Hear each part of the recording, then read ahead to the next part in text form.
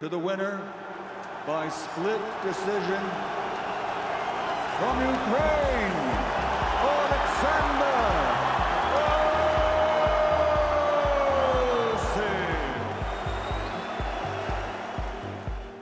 A rematch can cement the legacy of a fighter. An instant return, especially after a loss, can be exciting for some athletes, anxiety-inducing for others. In boxing, the admittance of potential defeat can give a fighter the edge. When a fighter has already shared the ring with their opponent, the mind becomes harder to deceive. Even elite fighters like your Usyk or Fury are going to experience every emotion under the sun over that 12-week sort of camp coming into a fight like this. Elite performance without pressure doesn't exist. This is about Usyk versus Usyk and Fury versus Fury. So what I mean by that is that they both have the technical ability to win this fight. I think it's going to come down to who's able to keep it together, win the head game, and access the most of their ability on fight night. Tyson Fury is ready to go. A handful of seconds remaining in the round. Initially, you have to make a lot of assumptions about your opponent in any elite sport, and that's a skill and ability in itself. Easy fight. Nowhere near the biggest threat. But yeah, once you've had that privilege to have been on the court in the ring with your opponent, you've got access to more data. Any surprises from Tyson Fury the first time? A lot of surprises. I think it then becomes about, right, who can interpret that best, who can take the learnings and be most responsive to that experience. I have to be a little bit more focused and a little bit more smart to get the victory. Then psychology starts to trump technique. It's no longer about get better, it's about deliver. Everyone trains their body, but only a few master their mind. Both Oleksandr Usyk and Tyson Fury are two of the best in the game at psychological warfare.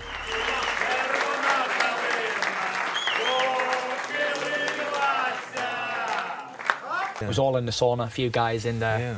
In my mind, I was mentally in a competition with him. I was prepared. What are you talking about? I was prepared to die in that sauna before I'd got out. I'm standing in the sauna, people are walking in naked. So... He got out first. And what did you think at that time? Fought mental victory. Who is Tyson Fury and what personality traits does he possess? Tyson Fury is just a fascinating individual, a super extroverted guy. He's a showman, he's charismatic, he's entertaining. If Deontay Wilder doesn't want to commit to this press conference, let's me take Deontay Wilder's part. Yeah, I'm quite good at doing these role-playing stuff. He's unpredictable, he can see between the lines, he's creative. This is to Vlad, actually. This is a dedication to Vlad and Jonathan and Bont. It must have been cold there in my shadow. One of the risks with that is that you can be impulsive, and that's something that Usyk might look to potentially capitalise on. How does Tyson Fury cope or process his first defeat mentally? He's talked about what he did well, he's talked about the reality that, split decision, 1 point, talked about how he didn't focus as much as he could have. For me, that's a sign that, okay, the guy's taking ownership, there's humility there. I believed, I thought I did enough, but, I'm not a judge. I can't judge a fight while I'm boxing it. He might not have had a loss on his record before, but he's certainly been criticised for performances. He needs that adversity, urgency and pressure to see the best of him. As it would seem, my rematch with people is always ends up one way. I always end up knocking him out in the rematch. But McDermott straight back into him, an uppercut, right hand, down he goes! There's the hand speed and McDermott falls!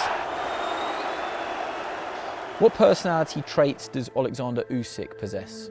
The complete opposite. He's introverted, right? He's very balanced. He's not rocked either way, positive or negative. Where's Oleksandr Usyk, the rabbit? Usyk! You're next, you little You're next! I'm gonna write you off! Run, rabbit, run, run, run. I don't want more. You know what's coming. You're getting smashed to pieces, sausage. You certainly wouldn't describe him as a showman. He's quite literal, but a lot of yes-no answers. When you ask about his preparation, the regime, he likes order, structure, discipline. I prepare for this fight for 22 years. Tyson, don't be afraid. I will not leave you alone. And I think that in some of those funnier moments, it's really just something that's been lost in translation. I can't have any response because it's true. No. No. No. What is your message to Tyson Fury? Yes. I don't have motivation. Only my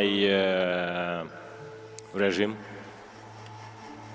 Only my concentration. This is my motivation. He's been on a similar journey to Fury in that his life's been dedicated to this sport. 300 plus amateur fights, you know, Olympic gold medalist, world championship at amateurs. He's traveled the world competing at the highest level. He's going to want to do himself justice, and he's got that unblemished record at this stage in his career. He's not going to want to let that slip. I think the obvious one as well is there's this symbolic representation of physical prowess to his countrymen who will be looking to him for some inspiration and morale. It's important not to read too much into some of these observations in press conferences at this level.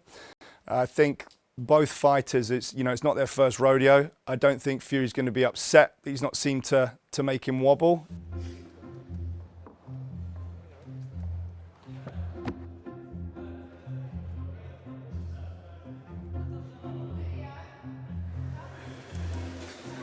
Like Shrek.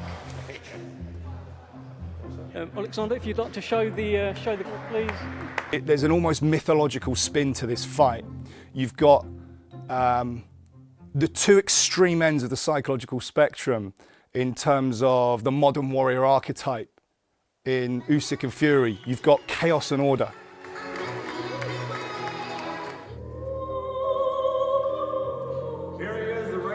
Fury almost represents this chaos. I'm very happy. And then on the other hand, of course, you've got Usyk, and Usyk's almost is this symbolic representation of order. He's stoic, he's almost robotic. People, I more speak in the ring. And when chaos meets order, I think sometimes chaos has the edge. Skill alone cannot define a champion. Gaining the mental edge is paramount. When the lights come down and the crowd falls silent, all that's left is to fight. But does the unshakable mindset of the champion beat the mental fortitude of the challenger?